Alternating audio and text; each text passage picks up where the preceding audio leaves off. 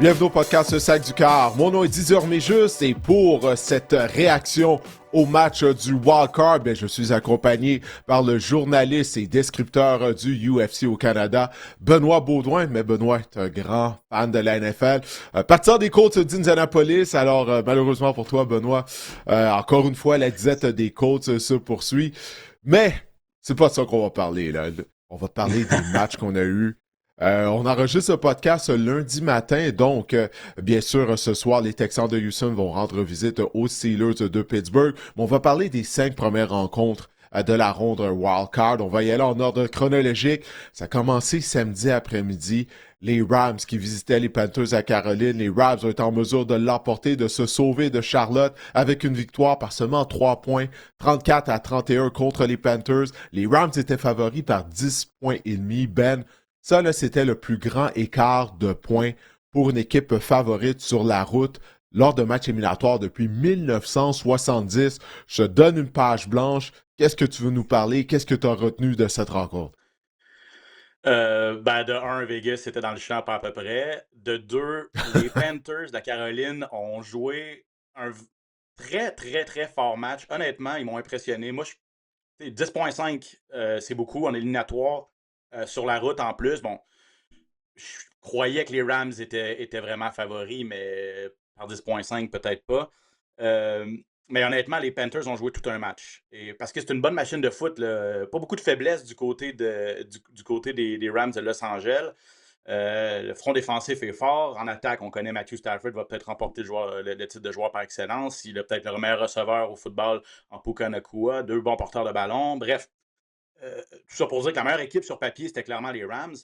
Mais de rendre ça aussi serré, Bryce Young a joué un fort match. La défense aussi des Panthers a joué un fort match. Donc, je pense que si j'étais un partisan des Panthers, je ne sais pas s'il y en a au Québec tant que ça, mais si j'étais un partisan des Panthers, je serais quand même encouragé par cette performance-là parce que Bryce Young, après des débuts de carrière tellement difficiles, a prouvé que dans les grands moments, pouvait être capable de faire le travail. Il manquait vraiment pas grand-chose là, samedi pour battre les Rams. Donc, ma première réaction, c'est ça. Puis moi, j'ai mis les Rams finalistes du Super Bowl. S'ils jouent comme ça la semaine prochaine ou plus loin en éliminatoire, je pense pas qu'ils vont se rendre au Super Bowl. Je trouve pas que les Rams ont joué vraiment à la hauteur de leur talent, même s'ils se sauvent, comme tu as dit, avec la victoire. Ouais, moi, je trouve que du côté des Rams, ça a été une continuité de la saison régulière parce que les Rams, souviens-toi, là, avant de gagner lors de la 18e semaine contre les Cardinals d'Arizona, ils avaient perdu leurs 2 rencontres précédentes. Puis même Ouais. contre les Cardinals, ils ont eu un lent début de match. Et puis, moi, ce qui m'alarme du côté des Rams, c'est l'unité défensive, Ben. Parce que cette Mhm. défense-là, elle jouait super bien au mois de septembre, au mois d'octobre, au début du mois de novembre. Mais là, depuis la mi-saison, là, c'est vraiment difficile là, défensivement du côté des Rams. On vient d'accorder 31 points aux Panthers. Là. 31 points. Puis avant ça, on avait accordé 34 points aux Lions. On en avait accordé 38, tu sais, dans le fameux match contre les Seahawks de Seattle. L'attaque en avait marqué 37. Quand tu marques 37 points, tu es supposé gagner le match. On a accordé 200 verges au sol lors d'un match du lundi soir contre les Falcons de l'Atlanta là, à la fin de la saison régulière, vers la fin de la saison régulière. Donc, cette défense-là ne joue pas bien. En plus de ça, les demi de coin, c'est vraiment la faiblesse de cette unité défensive-là. On l'a vu, tu sais, Jalen Coker a vraiment connu un fort match pour les Panthers à Caroline. On est chanceux là, du côté des Rams. Je pense de miser sur ce qui est un des meilleurs duos, là, entraîneur-chef et carrière, avec Sean McVay, avec Matthew Stafford. Stafford nous a démontré pourquoi il va possiblement être le joueur par excellence de la NFL. Tu sais, au 4e quart, il a été en mesure de se mettre en marche. Parce que il a bien commencé le match, Stafford. Puis là, après ça, tu sais, il s'est blessé à la main. Puis là, il avait la difficulté Exact. à compléter les passes. Mais là, au 4e quart, quand les Rams en avaient vraiment besoin, il a été capable de mettre sur pied une séquence. Donc, je m'inquiète pas pour Matthew Stafford. Il a passé des radiographies. Il n'y a pas de fracture à sa main droite. Mais c'est l'unité défensive qui m'inquiète énormément du côté des Rams. Ouais, je suis d'accord avec toi. C'est vrai que je pense qu'il y a quelques blessés sur le front. Il y a des blessés sur le front défensif. À un moment donné, c'est vrai qu'en début de saison, tout allait bien. Puis à un moment donné, c'est comme si les équipes avaient, où on a perdu confiance, où les équipes ont trouvé la solution. La tertiaire hier, Mais c'est ça, les excuses, les blessures, ça peut pas être une excuse à ce stade-ci de la saison parce que toutes les équipes sont affectées Tout le par les monde en blessures, a, puis tous c'est les ça. joueurs jouent pas à 100%, là, tu sais. Mais c'est vrai que c'est ça. Je suis entièrement d'accord avec ton analyse parce que la défense n'a pas été à la hauteur. Euh, Puis c'est ça. Stafford, tu sais, début de. Tu sais, première drive, la première séquence, tu regardes comment les Panthers ont comme oublié qu'il y avait un gars qui s'appelle Puka Nacua du côté des Rams. Je pense qu'il a capté 4 passes, touché en partant. Je veux dire, incapable de l'arrêter. Tu dis, ouf, ça va être une longue journée pour les Panthers. Finalement, 10,5, c'était peut-être réaliste. Hmm. Jamais abandonné Ouais, c'est du côté de la 14-0. Caroline. Puis c'est ça. Hmm. Puis cette blessure-là, là, ou ce malaise-là à la main, je pense que les Tinella ont pris un petit peu de temps avant d'embarquer pour Stafford. Puis finalement, au quatrième quart, puis il a fallu quand même que Stafford et compagnie, pendant surtout troisième et première partie du quatrième quart, l'attaque des Rams faisait pas grand-chose. Puis dans les grands moments, les grands se lèvent. Hein, puis ça a été un des nombreux matchs cette semaine où je pense qu'il y en a eu 3 sur 5 où l'équipe qui perdait à la pause des 2 minutes du quatrième quart l'a emporté. Revenu de l'arrière dans les 2 dernières minutes, Stafford a réussi à faire ça avec son équipe. Une passe complètement parfaite à son allié rapproché. Bref, je pense que la meilleure équipe sur papier a gagné, mais effectivement, si l'unité défensive des Rams ne trouve pas des solutions, ça va être difficile parce on va affronter. Je ne sais pas qui on affronte. Est-ce que c'est décidé?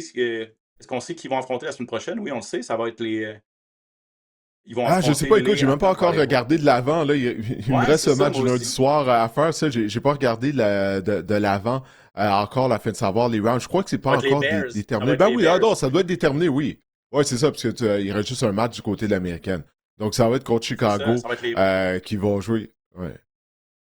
On évite la grosse machine des Seahawks tout de suite. On évite aussi Christian McCaffrey pour l'instant. Je ne sais pas si on va être capable de.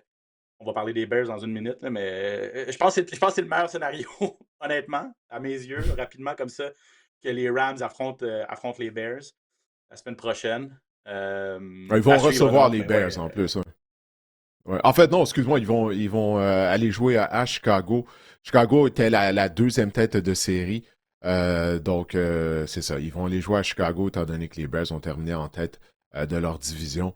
Mais puis, il y a les unités spéciales également, tu sais, du côté des Rams. Alors, on a eu un botté de dégagement qui a été bloqué. Puis ça, c'était un problème pendant toute l'année, si bien Ouais, il y a toute quelques l'année. semaines même, c'est ça, on avait même congédié le coordonnateur des unités spéciales.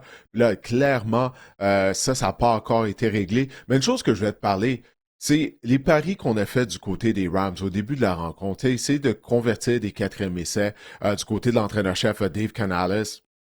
On a donné des courts terrains aux Rams. C'est comme si Canales, puis il y a d'autres entraîneurs là, durant les éliminatoires, lorsqu'on va parler des autres matchs aussi, on dirait à cause qu'il était en éliminatoire, il se sentait pressé. Il faut dire qu'Anales, bon, c'était son premier match. On a beaucoup parlé du fait que c'est le premier départ de Bryce Young, mais c'est également le premier match de Canales à titre d'entraîneur-chef en éliminatoire. Puis là, c'est comme s'il essayait de presser, ou je sais pas, il se dit, oh, je joue contre les Rams, on va avoir besoin de marquer des points. Puis là, il s'est mis à parier dès le début de la rencontre en quatrième essai. Puis les Rams ont pas bien joué, on vient d'en parler. Puis là, de leur donner des courts terrains, moi, j'ai trouvé que c'est beaucoup trop agressif de la part de Canales. Dan Campbell fait des petits. Hein. Moi, ça a été une de mes grandes Mm. critiques. C'est l'entraîneur-chef des Lions, en fait, qui a vraiment, et avec succès, surtout en saison régulière depuis quelques années, qui a amené cette tendance-là d'être ultra agressif. Mais lui aussi, Campbell, l'année passée, ça l'a vraiment rattrapé en éliminatoire. Et moi, j'ai été un de ceux qui l'a critiqué pour ça. J'ai rien contre l'agressivité. Euh, mais avec un certain dosage. Ce que je vais te dire par rapport à. Je ne suis pas en désaccord avec toi, mais ce que je vais te dire, c'est. Et sauf erreur, il faudrait retourner vérifier, mais quand les Panthers ont battu les Rams à la semaine 13, et je pense que les Oui, Panthers avaient été 3-3 en quatrième essai lors de ce match-là. Donc, on essayait, ça avait fonctionné en saison régulière, on réessaie en éliminatoire. Est-ce que le moment du match était sur la première séquence? Je veux dire, je suis d'accord ben que sur la c'est première ça, Ben. séquence, C'est ça, le moment chaque était match est peut-être mal différent. choisi. Là. Ouais, c'est ça, parce que chaque match est différent, chaque situation est différente. Tu sais, tu dois prendre le pouls du match. Tu sais, puis là, c'est dès le début de la rencontre, tu sais, je comprends que tu essaies de donner le ton, mais en même temps, pour moi, c'était trop agressif pour moi. Là. Puis j'espère que Dave Canales va apprendre de cette expérience-là. Écoute, je voulais qu'on parle de Bryce Young, tu sais, tu en as parlé un peu tout à l'heure. Moi, je pense que il va sortir grandi de cette expérience-là. Là, c'était sa troisième année dans la NFL. Puis au moins, à la fin de chaque saison, on a vu l'amélioration de la part de Bryce Young. Puis là, il a fait des jeux avec ses jambes. Moi, je m'attendais à ce qu'on utilise beaucoup l'attaque au sol, tu sais, avec Dowdle, avec Hubbard du côté des Panthers en début de match. Puis ça a été tout le contraire. On est allé par la passe. Encore une fois, je pense que Canales était conscient que si on allait juste essayer de battre les Rams en courant avec le ballon, ça n'allait pas nécessairement être suffisant. Puis Bryce Young, c'est ça, il a fait des jeux avec son bras, avec ses jambes. Qu'est-ce que tu as pensé de ta performance? Puis est-ce que tu es encouragé pour la saison à venir du côté de Bryce Young? Parce que moi, personnellement, je crois pas que Bryce Young va jamais devenir en carrière du top 8, du top 10 de la NFL parce qu'il est limité physiquement. Je suis entièrement d'accord. Young, je l'ai dit au début, Young, ben, en fait, dans leur ensemble, les Panthers doivent sortir. J'espère qu'ils sortent de cette saison-là et de cette expérience-là en éliminatoire avec une expérience positive. Je pense que ça va vraiment les aider en tant qu'organisation et en tête de liste, Bryce Young, je suis entièrement d'accord. J'ai trouvé qu'il a bien joué dans tu sais, premier départ en éliminatoire, c'est toujours stressant. 21 en 40, 264 verges, un touché, une interception, mais c'est pas des stats à tout casser, mais dans les grands moments. Et au quatrième quart, réussi à donner les devants, toute une séquence là, pour donner les devants à son équipe, alors qu'il restait 2 minutes 30 à faire au match. Là. Je veux dire, tu peux pas rien demander de plus que ça à ton jeune corps arrière. Dans un match ultra serré, contre un gars qui a 16 ans ou 17 ans d'expérience de l'autre côté, en Matthew Stafford, qui a été là, qui a gagné un Super Bowl, ben, t'es allé, tu as tenu ton bout là, jusqu'à la toute fin. Donc 100%. Je suis aussi d'accord, parce que dans la NFL d'aujourd'hui, euh, qui sont les meilleurs carrières, c'est bien sûr Josh Allen, Lamar Jackson, euh, Pat Mahomes, évidemment, mais c'est des gars qui sont ultra talentueux au niveau de leurs bras. Je pense pas que Bryce Young a un bras canon à tout casser. Je pense qu'il. Et physiquement aussi, il peut pas courir comme un Lamar Jackson ou un Josh Allen. Là, il est pas bâti comme ça. Donc, mais oui, tu m'aurais dit ça après son année recrue. Est-ce que Bryce Young est-ce que ça va devenir un carrière potable, entre guillemets, ou dans le premier tiers, disons, des meilleurs corps, dans le top 10 des corps de la NFL? Je pense qu'il est pas loin de ça en ce moment avec ce qu'il a fait hier. Puis s'il peut encore un petit peu s'améliorer, l'avenir est positif, je pense. Là. Ouais, ben écoute, en éliminatoire, le but, là, c'est de survivre. C'est de gagner, peu importe comment, puis d'avancer à la ronde suivante. Donc, les Rams ont été en mesure de le faire, mais comme tu l'as dit, on a hâte de voir là, leur performance à Chicago contre les Bears. En plus de ça, tu sais, la température, ça va être quelque chose à survivre. Je me souviens du match Ouais. éliminatoire à Philadelphie des Rams l'année passée, quand il neigeait. Les receveurs avaient échappé plusieurs passes, puis ça aurait pu faire la différence. Donc, on sait, on joue à Los Angeles, on joue au SoFi Stadium, là, d'aller jouer à Chicago, dans la ville des vents. Si c'est très froid et très venteux, peut-être que ça pourrait affecter les Rams de Los Angeles. Bref, on verra bien. Écoute, on va parler maintenant de la deuxième rencontre qui était présentée samedi. Justement, les Bears qui affrontaient les Packers. Ça a été une victoire pour les Bears sur un pointage de 31 à 27. C'est vraiment là, 5 des 6 matchs là, se sont terminés par un écart de 4 points ou moins. Il y a juste les Patriots qui ont gagné par plus de 4 points contre les Chargers.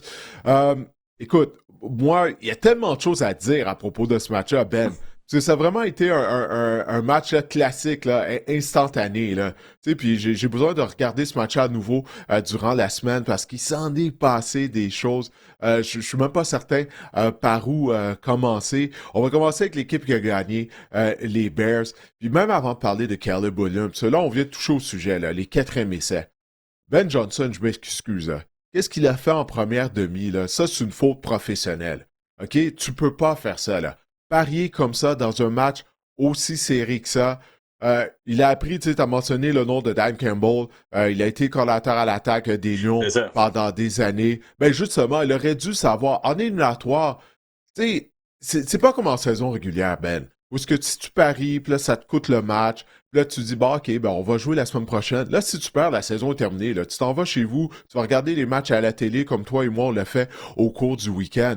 Donc, de parier comme ça au début de la rencontre, dans son territoire en plus, Ben, 2 fois, là, à l'intérieur de sa ligne de 40, moi, j'ai trouvé que ça aurait pu être complètement désastreux, puis il aurait pu donner la victoire aux Packers. Ben, je veux dire, ça a donné la victoire aux Packers. Je veux dire, ils ont perdu les Packers, je suis d'accord, mais ça a pris tout un. Je sais pas si c'est un gros retour des Bears ou si c'est un effondrement total des Packers, ce match-là, mais tu sais, c'était 21-0 là, ou 21-3 à la mi-temps, puis c'était 24 à Ouais, 6 au début du quatrième quart. Je veux dire, ça a pris un miracle là, pour que Ben Johnson se sorte de ce faux pas-là, parce exact. qu'effectivement, il s'est mis dans le trouble. Il a donné 2 touchés, pratiquement, avec sa mauvaise gestion aux Packers. Euh, et là, ben, puis il s'en sort avec une victoire. Donc, comment il va coacher la semaine prochaine contre Los Angeles? À suivre. Mais je veux dire, c'est répandu. Là. Tu me parles d'une faute professionnelle. On pourrait dire la même chose de Canales. Il a donné 2 touchés sur des terrains courts aux Rams. Ça lui a coûté le match.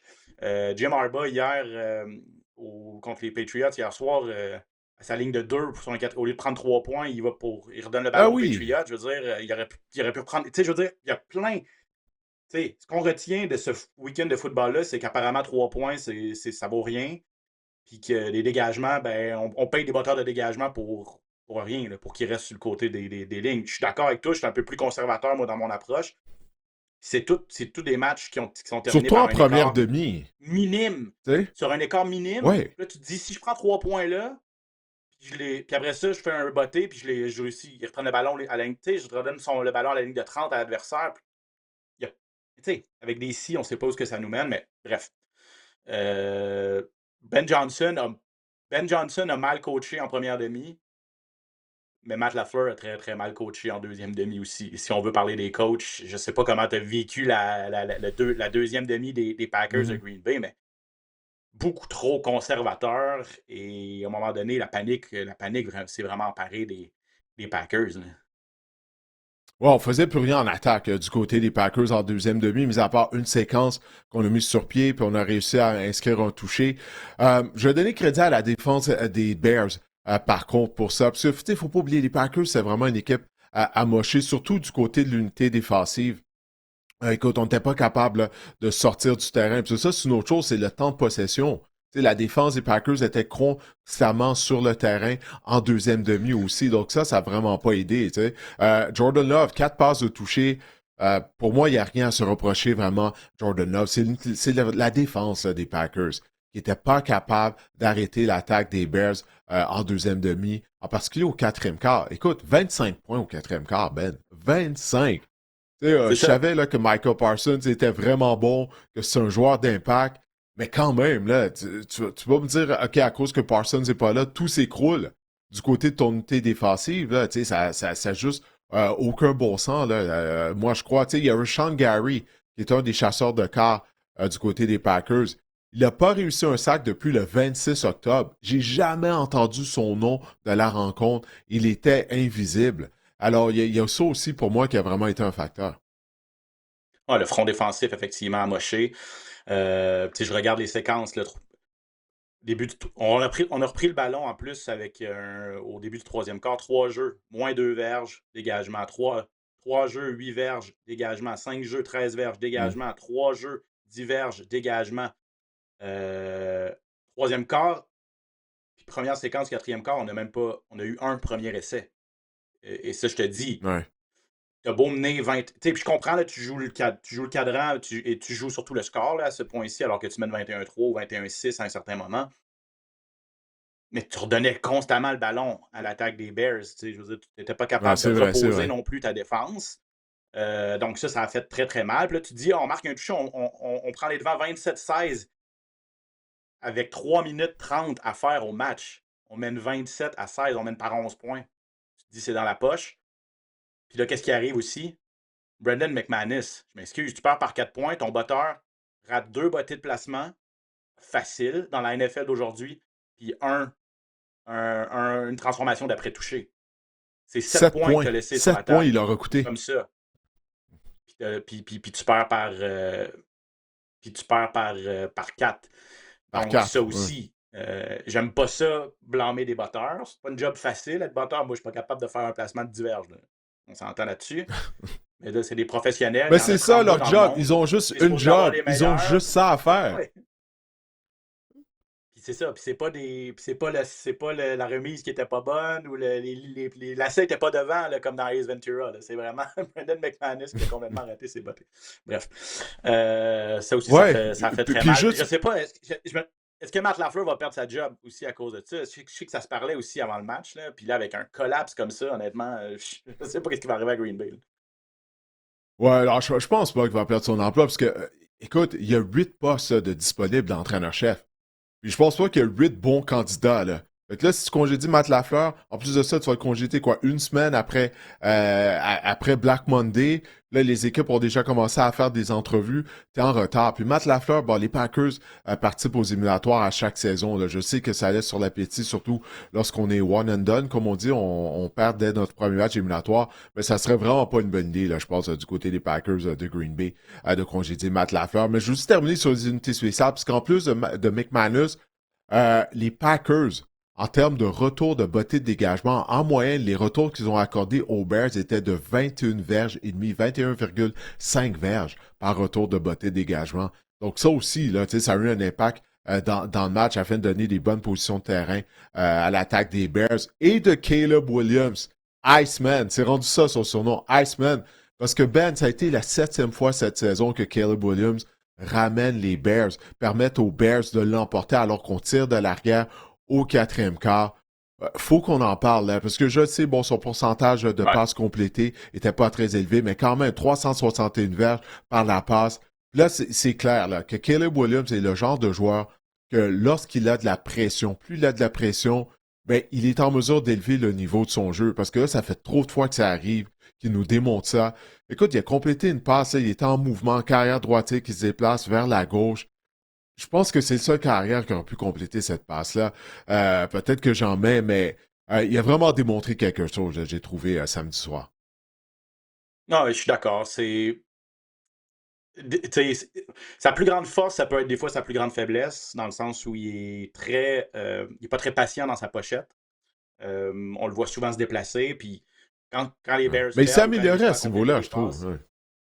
ben, peut-être parce que, ben, comme je te dis, là, tu viens de parler de cette passe-là qu'il a complétée en se déplaçant, encore une fois. Donc, il sait qu'il est capable de compléter des passes et c'est son style de courir, de se déplacer à gauche, à droite, de compléter ses passes.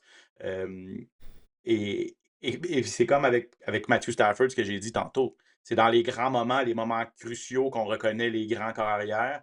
Et je veux dire, Tom Brady n'a jamais été le plus talentueux, le meilleur bras, le gars qui.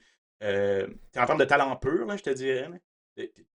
Au niveau de sa mobilité, évidemment, tout ça. Mais le gars avait tout un QI, avait toute une vision, comprenait les défenses et surtout, il n'y a personne qui était meilleur que lui dans les moments cruciaux. C'est pour ça qu'il en a gagné 7. Je ne sais pas, je ne pense pas que Caleb Williams va en gagner 7, mais je veux dire, c'est la marque des grands. Quand, quand, quand tu es sous pression, tu n'as pas le choix de performer. Caleb l'a fait mercredi. 25 points. 25 points au 4e quart seulement. C'est un des quarts les plus fous qu'on a vu cette année. Depuis longtemps dans la NFL. Moi, j'étais petit dans mes souliers. Là, ma prédiction des Bears qui allaient gagner ce match-là. Après 3 quarts, j'étais comme, c'est terminé. Là. Mais quelle performance il a offert. Colston Loveland, 8 réceptions, 137 verges. Ouais, tu Euh, fais bien de mentionner à son sa nom. Il a première. vraiment eu tout un match. Ouais, ouais, c'est ça. Elle y est rapprochée, recrue. Euh, Durant toute la saison, c'est constamment amélioré. Et dans un grand match comme ça, Mm. sort le meilleur match de sa jeune carrière. Donc, l'avenir est prometteur. Très bon jeune entraîneur, malgré qu'il a fait quelques erreurs. On en a parlé en Ben Johnson. Très bon carrière de 2e année. Des bonnes recrues. Rome Odunze, on ne l'a pas vu, mais on sait que lui est ennuyé aussi par des blessures. Donc, j'ose espérer que Odunze va être un bon, un bon, receveur de passe dans le futur. Puis on a une bonne défense aussi. Je veux dire, on plie, mais au 4e quart, on a on a bien joué, puis on a une bonne tertiaire aussi, je trouve, là, surtout là, du côté des Bears. Je trouve que la tertiaire est quand même solide, là. Ouais, donc les Bears avancent à la prochaine ronde. On en a parlé tout à l'heure. Ils vont recevoir les Rams de Los Angeles au cours du week-end prochain. Maintenant, dimanche, la journée a commencé avec le duel entre les Bills et les Jaguars à Jacksonville. Buffalo a gagné par 3 points. Encore une fois, c'était un match qui a été serré du début à la fin. Victoire des Bills 27 à 24. Josh Allen, encore une fois, Ben, dès sa première séquence, tu sais, les passes qu'il a lancées avec précision, tu voyais que, tu sais, il était prêt, là. Tu sais, c'était le bon Josh Allen qui était là. Moi, j'ai trouvé que, justement, dès cette première séquence-là, il était en contrôle du match, Josh Allen. Puis j'avais hâte de voir s'il allait avoir des receveurs de passes des Bills, qui allaient faire des jeux aussi, parce que c'est pas un grand groupe de receveurs qu'on a à Buffalo, mais Khalil Shakir a vraiment connu une bonne rencontre. Puis on en avait besoin parce que James Cook a mené la NFL au chapitre des verges au sort en saison régulière, mais la défense des Jaguars était très bonne contre la course. On accordait seulement 3,9 verges par course au cours de la saison régulière. C'est une des meilleures défenses contre l'attaque au sol. Puis Cook, seulement 46 verges en 15 courses. Donc les receveurs devaient faire des jeux, puis ça a vraiment été le cas. 100%. Sur Josh Allen, il le sait que c'est peut-être sa meilleure chance là, de se rendre au Mm. Super Bowl cette année. Sa carrière n'est pas terminée, mais c'est sans Burrow, sans Jackson, sans Mahomes. euh, il le sait là, que le chemin est peut-être ouvert. C'est un sport d'équipe, évidemment, là, mais un des narratifs là, qu'on entend beaucoup depuis le début des éliminatoires, c'est justement, est-ce que c'est l'année de Josh Allen? Et oui, il était sur tout. Il était en mission, en fait. Et ça aurait pu déraper parce que c'était un match tellement physique, Didier, là. Un Ouais. des matchs les plus physiques qu'on a vu cette année, assurément. Et Josh Allen, rapidement dans le match, s'est fait cogner sur des faux filades, sur des courses, euh, des design runs, comme on dit en anglais, là, des courses, des jeux de course au corps arrière. Et est allé dans la tente à quelques reprises, s'est fait examiner pour une commotion cérébrale. Après ça, s'est fait tordre le genou. Josh Allen, je sais pas, il est fait en quoi. Là, mais on le voit souvent se blesser, on le voit souvent manger des coups, puis il ressort comme si rien n'était. Le doigt aussi, un peu comme Matt Stafford, à un moment donné, quand il lance une passe, sa main Oui, oui. accroche un de ses joueurs de ligne, et puis on se dit, il va avoir de la difficulté à lancer le ballon, mais non, revient comme si rien n'était. Donc Josh Allen, très, très, très fort match. On n'a pas abandonné, même si on ne réussissait pas, j'ai aimé le plan de match du côté des Bills, en fait. Autant offensivement que défensivement, mais offensivement, même si on le savait là, qu'on n'allait pas avoir 150 verges au sol là, contre Jacksonville. Oubliez ça. Là. Ils n'ont pas accordé. Il n'y a pas eu un porteur de ballon qui a atteint 75 verges cette année contre Jacksonville. C'était vraiment. Ils étaient dans une classe à part au niveau de la défense au sol. Mais même si on savait que c'était du 2-3 verges, on a continué à donner le ballon à James Cook quand même. Juste pour contrôler un petit peu le tempo. Juste pour. euh, et je veux dire, 3 verges sur un premier jeu. Après ça, tu donnes un deuxième et 7 à Josh Allen, un troisième et 4 à Josh Allen. Tu sais que tu es capable de convertir. T'sais. Donc, c'est important et j'ai trouvé qu'on l'a bien fait parce que par le passé, j'ai trouvé que les Bills, des fois, on abandonnait trop rapidement le jeu au sol et on mettait tout ça dans les mains de Josh Allen. Là, j'ai trouvé qu'on continuait quand même à donner à Cook le ballon, que ce soit des remises directes ou des petites passes. Parce que James Cook ne veut pas, après Josh Allen, c'est le meilleur joueur de cette équipe-là. Puis ça doit passer aussi par le numéro 4. Ça ne peut pas juste passer par le 17, ça doit passer par James Cook. Donc un match physique, un match ultra serré, ça s'est joué à peu de choses. La défense des Bills aussi s'est levée avec des revirements opportuns là, dans des très forts moments. Peut-être prise de décision aussi de Trevor Lawrence à ces moments-là qui a été un petit peu moins bonne et la défense des Bills le fait payer. Ouais, ben t'as raison de parler du plan de match des Bills en attaque. Je pense vraiment que Joe Brady, il est arrivé avec un bon plan de match. Il n'est pas tombé dans le piège, tu sais, comme tu l'as dit, là, de mettre tout sur les épaules de Superman, Josh Allen. Non, vraiment, Joe Brady, ça a été une bonne journée pour lui. Mais du côté des Jaguars, tu sais, encore une fois, il faut que je parle de ça. 4e essai.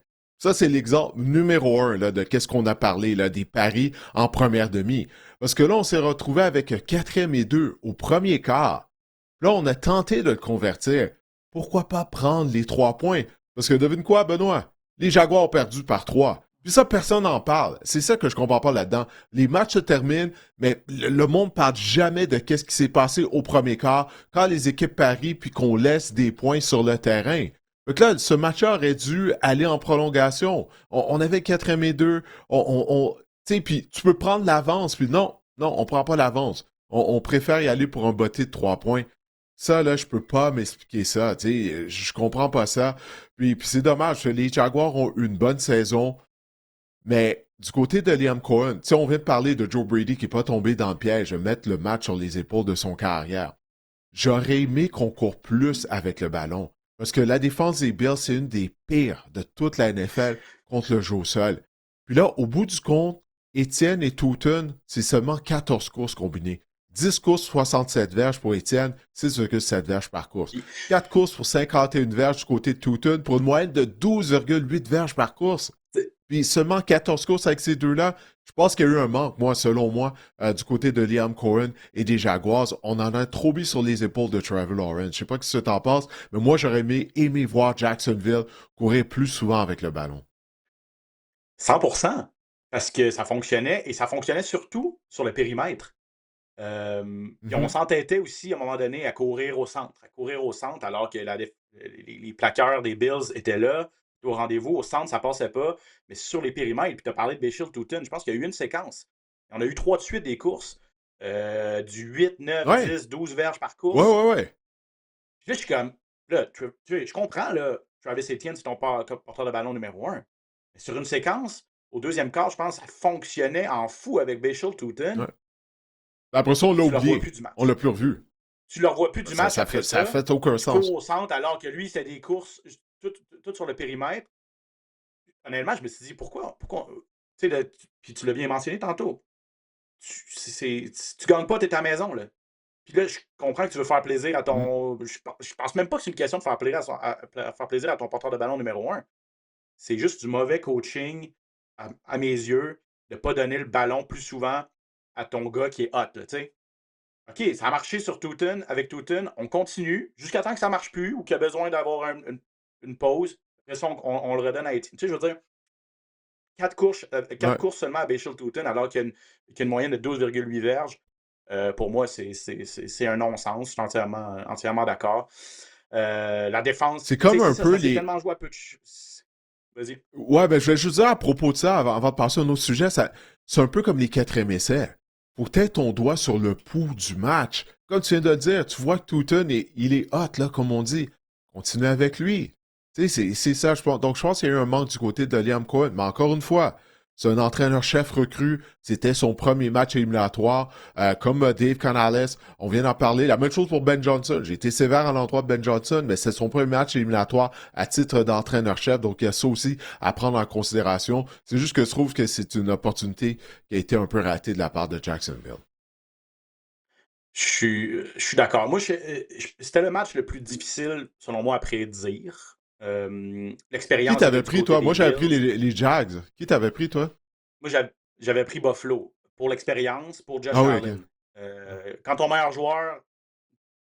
Le meilleur joueur en éliminatoire, peut-être en ce moment, c'est le carrière des Bills de Buffalo.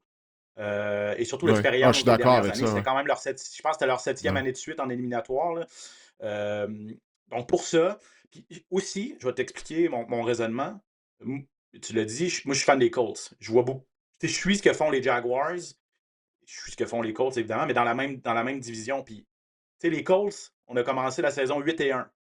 Mais on avait. Et la chaîne a débarqué par la suite. C'est pas juste à cause de la blessure de Daniel Jones, là, arrêtez-moi ça, puis de l'arrivée de Philip Rivers. La chaîne a été débarquée avant ça, Mhm. au moment où le calendrier est devenu beaucoup plus difficile. On a eu un calendrier extrêmement facile en début d'année, puis beaucoup plus difficile en deuxième moitié de saison. Puis du côté des Jaguars, c'était complètement le contraire. On a eu notre calendrier difficile en début de saison, puis en deuxième moitié, c'est là qu'on a affronté les Cards d'Arizona, les Raiders de Las Vegas. On a affronté les Colts 2 fois, les Titans 2 fois. Mhm. Donc, le 8 victoires de suite en avant d'arriver en éliminatoire pour les Jaguars, je ne veux rien leur enlever, c'est une bonne équipe de foot. Mais je pense que c'était un petit peu. Les gens mettaient ça un petit peu trop sur un piédestal par rapport à aux équipes qu'ils ont affrontées. Donc, une des raisons pourquoi j'avais pris aussi les Bills de Buffalo, parce que je trouve pas que les Jaguars, et ça va peut-être le devenir par le passé, je trouve pas que les Jaguars ont une équipe qui ont fini l'année avec quoi, 13-4.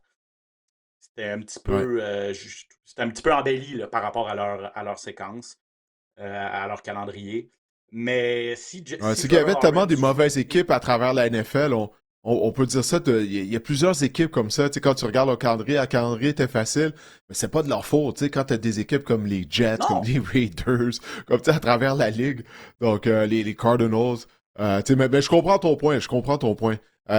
Effectivement, là, je comprends ton point. Écoute, les Bills s'en vont à Denver la semaine prochaine pour affronter les Broncos avec leur grosse défense.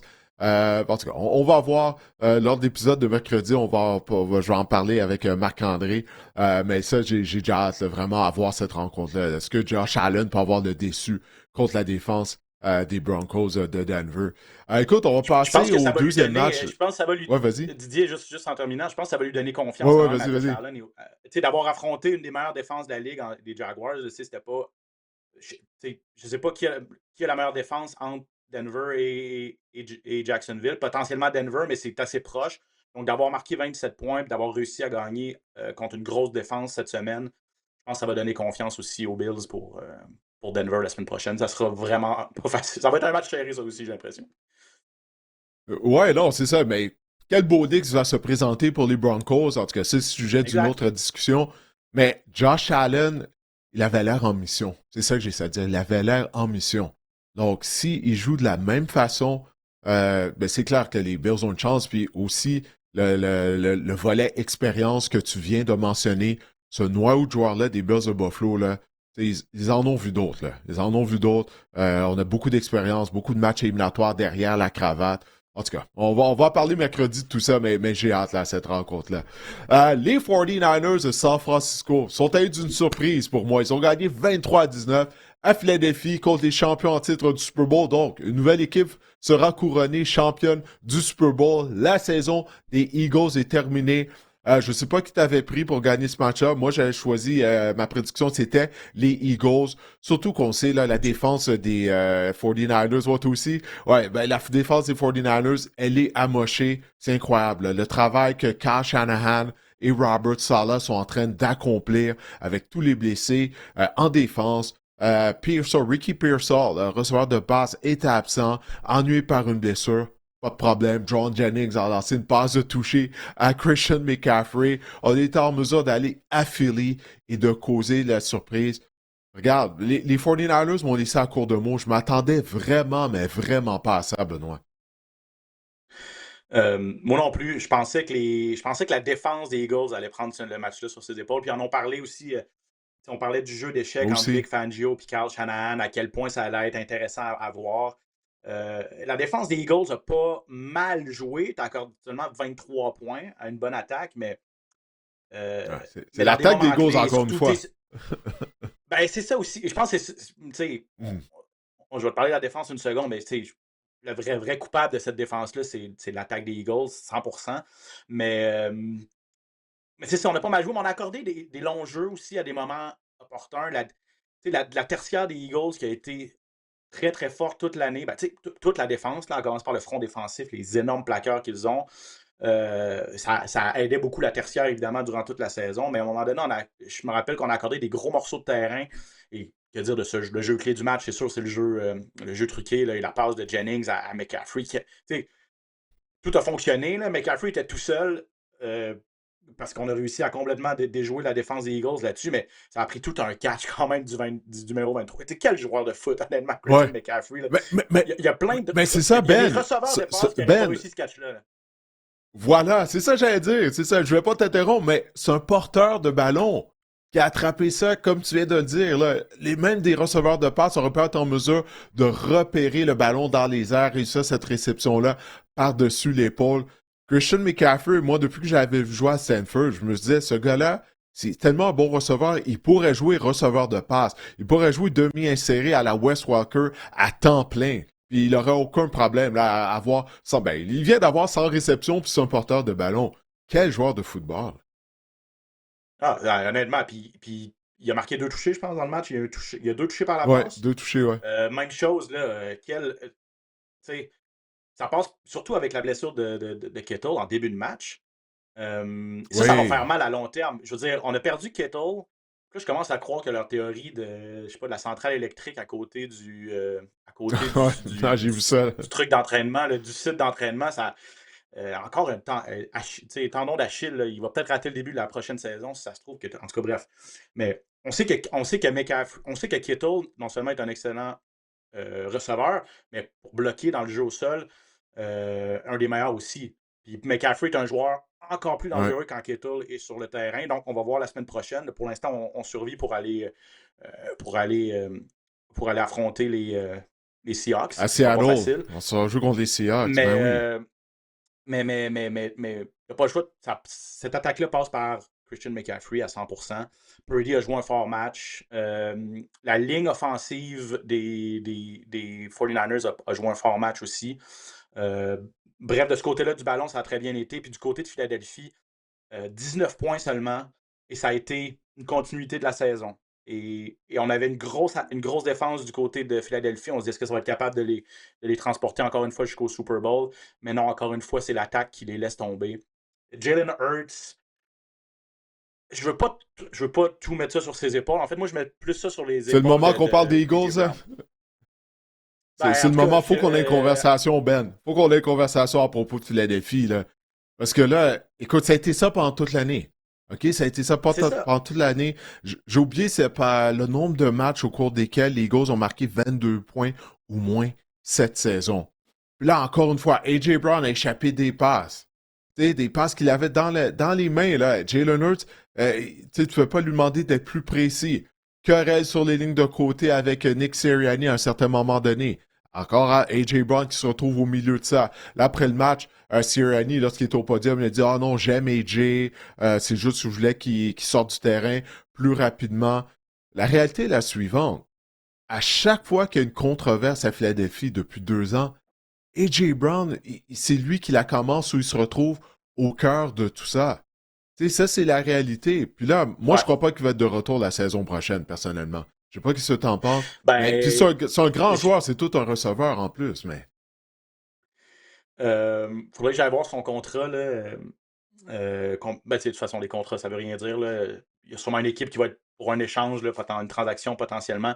Euh, oui, je C'est suis plus pour d'accord. les Eagles Est-ce en que c'est termes son dernier match? de dead money, comme on dit, qui aurait un impact là, si on l'échange. Ouais. A.J. Brown pourrait compter quand même contre la masse salariale des Eagles.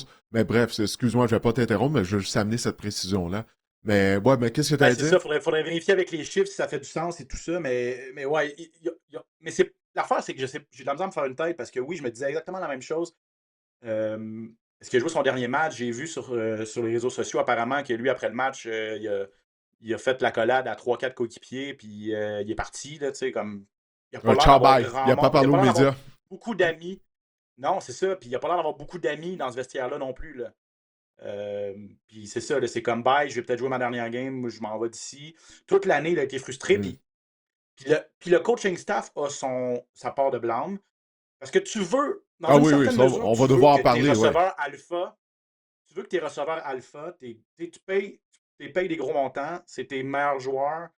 Il faut que tu. Puis tu veux qu'il y ait une certaine attitude, ces gars-là, dans une certaine mesure. Tu veux qu'ils soient frustrés. Tu veux. Mhm. Tu apprécies qu'ils veuillent le ballon entre leurs mains puis qu'ils disent euh, je veux gagner le match pour toi, tu sais. Passe-moi le ballon. Puis là, ben, constamment, ben, on n'impliquait pas nécessairement AJ Brown. Il y a eu des matchs, tu sais, des matchs de 2 réceptions pour 12 verges, 3, 3 targets, tu sais, 3, ciblés 3 fois, 4 fois, une réception. Tu sais, il y en a eu plusieurs des matchs comme ça cette année pour AJ Brown. Puis tu sens que lui, à un moment donné, c'est comme un moment donné, il s'est dit les coachs ne me veulent pas. Clairement, je ne fais pas partie de leur plan de match pour gagner des matchs de foot. Désintérêt total. Donc, est-ce que là, est-ce que ça vient de déborder? Est-ce que c'est la goutte qui fait déborder le vase? C'est pas sa première crise. Tu te rappelleras au Super Bowl l'année passée, il était en train de lire un livre, ses lignes de côté. Tu sais, je veux dire, on se disait, ça y est, Ouais. Non, qu'est-ce non, qui se mais c'est pas au passe? Super Bowl qu'il avait fait ça. C'est en Puis, éliminatoire, là. En tout cas, bref. C'est en éliminatoire l'année C'était pas au passée, Super Bowl, ouais. dans ma tête, c'était au Super Bowl. Non. Hey, imagine-toi s'ils avaient fait ça au Super Bowl. Là. Donc, ils ont gagné le match. Il était content au Super Bowl. Ils avaient gagné. Ah oui, c'est vrai. Souviens-toi. Ouais. Mais bref, c'est durant les je éliminatoires. serais pas surpris que ce soit son dernier match, mais d'un autre côté, c'est ça. C'est A.J. Brown aussi. Là. Mais il aura, je pense qu'il aura coûté le match dans une certaine mesure. Surtout, je pense qu'au troisième quart, là, il y a eu un échappé, un catch que tu dois faire là, sur une longue passe. Puis il n'a pas réussi à le faire. Jalen Hurts, encore une fois, on lui demande pas de faire des miracles, mais quand c'est le temps de. Puis le play calling, je veux dire. Dernière séquence. Ben, c'est ça. Là, faut on en parle. Kevin Patullo, le coordinateur à l'attaque. Ta dernière passe, je sais même pas qui visait. Là, comme, ça avait l'air d'un tracé. Ça avait l'air d'un tracé que tu joues en cours d'école. Tout le monde se ramasse dans le milieu, puis on essaye de vous démarquer, les gars. Je sais pas. Je suis pas coach de foot, puis je fais pas des X et des O, mais à première vue dans ma télé, ça n'a même pas été proche d'être un jeu qui aurait pu fonctionner. Là. Ouais, écoute, Guillaume me dit que 11 fois c'est arrivé cette saison que les Eagles ont marqué 24 points ou moins lors d'une rencontre. 11 fois. Kevin Patullo, le coordinateur à l'attaque, d'aucune façon il va être de retour la saison prochaine. Ils ne peuvent pas le ramener. Je sais que c'est un bon ami à Nick Sirianni. C'est depuis la mi-saison, moi je dis, écoute, il faudrait qu'on fasse un changement au poste de coordinateur. On a refusé de le faire. Mais il faut amener un changement. Puis il faut amener un changement. Puis là, ça peut pas être un jeune coordonnateur non plus qu'on va avoir. Parce que là, ça fait trop de fois qu'on a des coordonnateurs qui sont là juste pendant une saison, soit qui font pas l'affaire pour qu'on les congédie, ou comme Kellen Moore, ben là, il était trop bon, puis là, il est devenu entraîneur-chef des Saints de la Nouvelle-Orléans. Regarde, pourquoi pas amener un Brian Daboll à Philadelphie? Tu sais, quelqu'un qui nous a prouvé qu'il est un bon coordinateur à l'attaque. Sur Daboll, je crois pas qu'il va avoir une autre chance de devenir entraîneur-chef. Donc là, ça pourrait t'assurer qu'il va être là pendant plus qu'une saison afin d'avoir de la continuité du côté de l'attaque des Eagles de Philadelphie. Je lance ça comme ça. Je ne sais pas ce que tu en penses. Daboll comme coordinateur à Philly, mais faut qu'il y ait de la stabilité là, au poste de coordinateur. Ça ne peut pas changer à tous les ans. Puis avoir un coordinateur qui sait comment utiliser les forces de Jalen Hurts en particulier, je crois. Ouais, Daboll, c'est un bon nom, je suis d'accord avec toi. Honnêtement. Et oui, parce qu'on a tellement de talent dans cette équipe-là que c'est pas normal qu'on marque juste 19 points là, dans une rencontre. Puis je veux juste dire un mot sur Saquon Barkley. Il finit le match avec 106 verges, mais il a dû en avoir 80 en première demi. Là. Honnêtement, chapeau à la défensive aussi, au front défensif des 49ers, parce qu'on a complètement on a réussi à mettre le couvercle sur la marmite Saquon Barkley qui connaissait toute une rencontre. Et ça a vraiment changé un petit peu l'allure du match. Parce que là, tu dis, c'est pas vrai que ça va être Saquon Barkley qui va nous battre, ça va être Jalen Hurts. Puis on a prouvé. Jalen Hurts n'a pas été capable de battre les 49ers en deuxième demi. Puis ça, c'est grâce au fait qu'on a arrêté complètement le jeu au sol. Il ne se passait absolument rien du côté du jeu au sol des Eagles en deuxième demi. Mais oui, on a énormément de talent. Jalen Hurts a déjà gagné un Super Bowl. C'est pas Peyton Manning, mais c'est un bon corps arrière. Surtout qu'il y a des outils. Il peut courir avec le ballon aussi. Donc, tu peux avoir un livre de jeu complètement très, très, très plein d'opportunités. Ça ouvre plein d'opportunités, là, en fait. Ouais. C'est ça, un livre de jeu varié avec un gars comme Jalen Hurts puis un Saquon Barkley dans le champ arrière.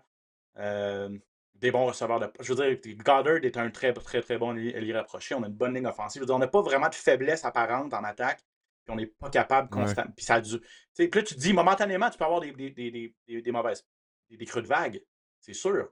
Mais durant une saison complète, une attaque comme ça, avec des joueurs de la sorte qui ne produisent pas, c'est vrai qu'il y a un gros problème au niveau du coaching staff.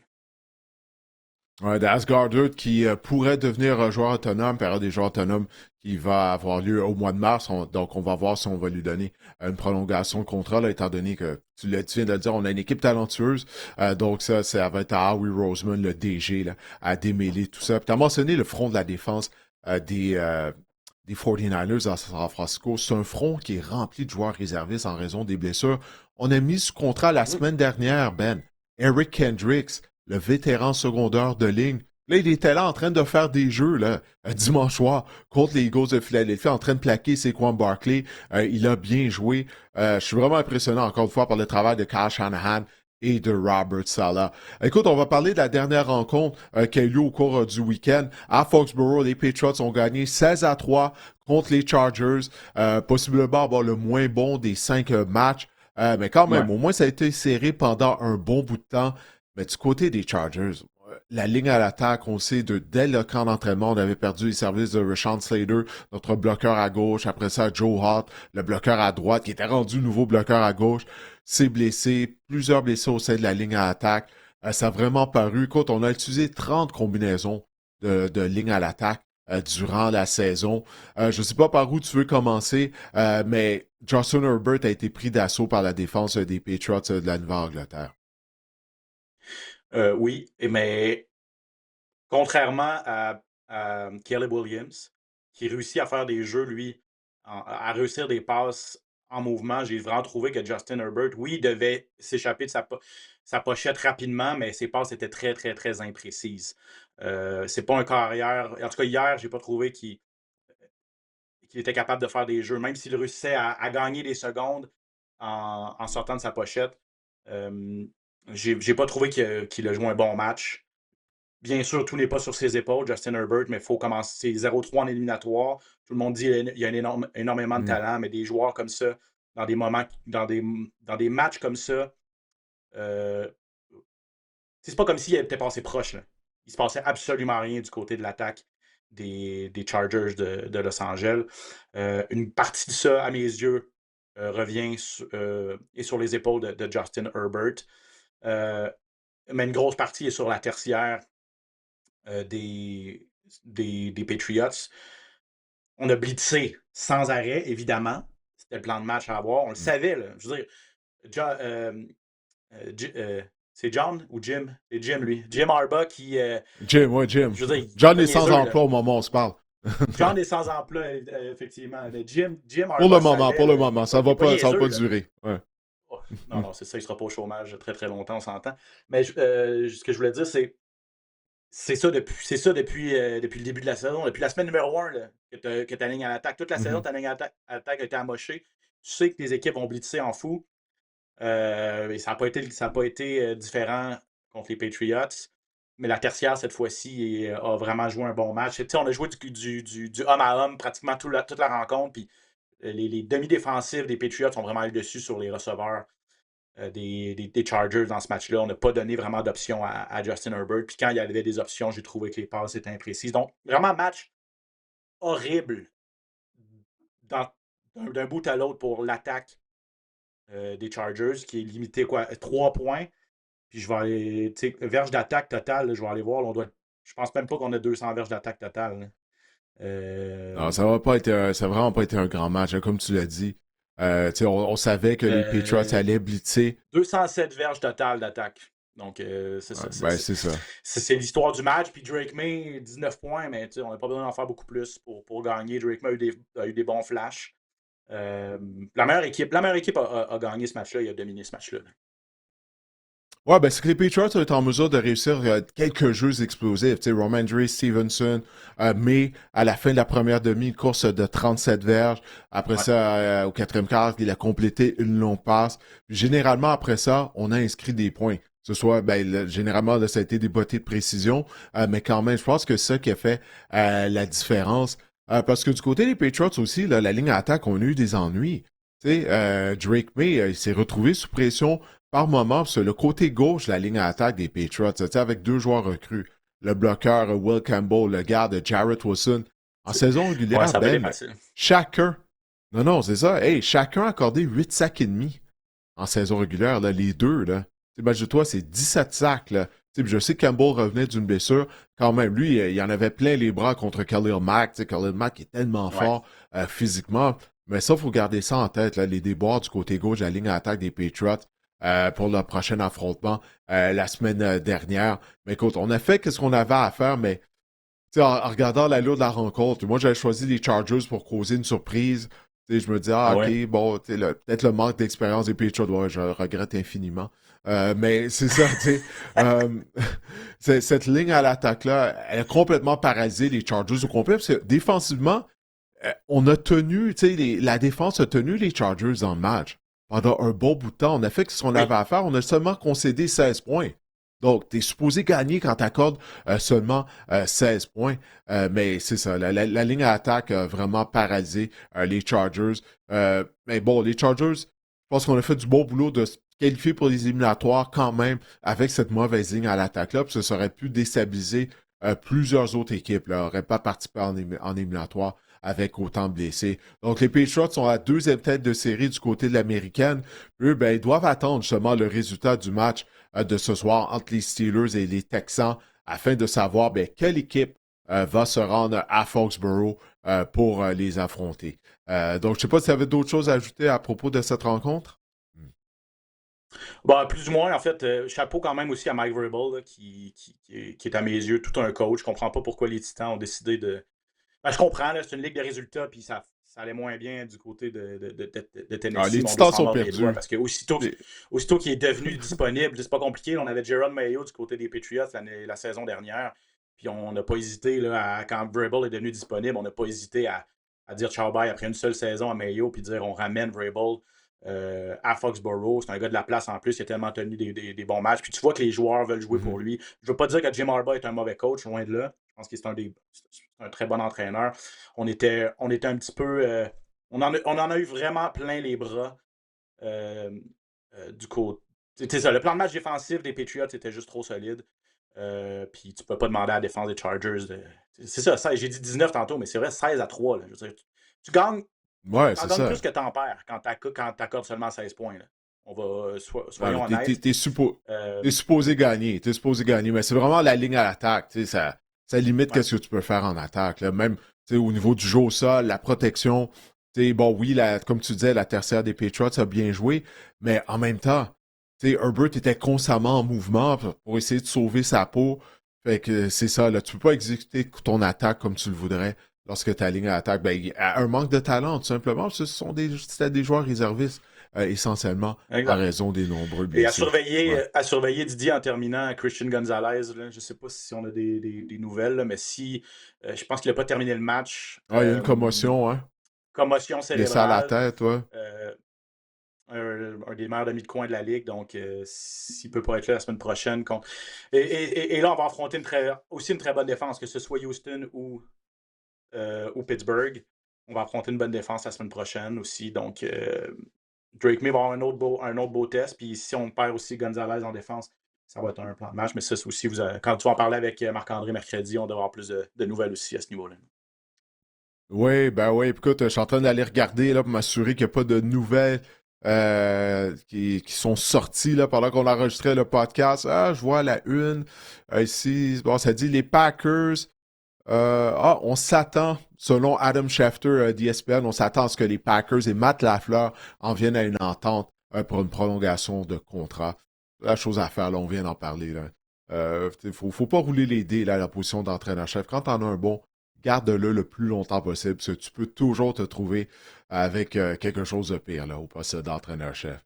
Bon, ben écoute, hey Ben, je te remercie de t'être joint à moi afin de faire le tour des 5 premières rencontres de la ronde wildcard. Ben oui, ça a été bien là, d'avoir la chance de jaser. Puis on va essayer justement de travailler au podcast d'ici la fin des éliminatoires, peut-être durant la semaine du Super Bowl, parce que là, mine de rien, le week-end prochain, il va juste avoir 4 matchs.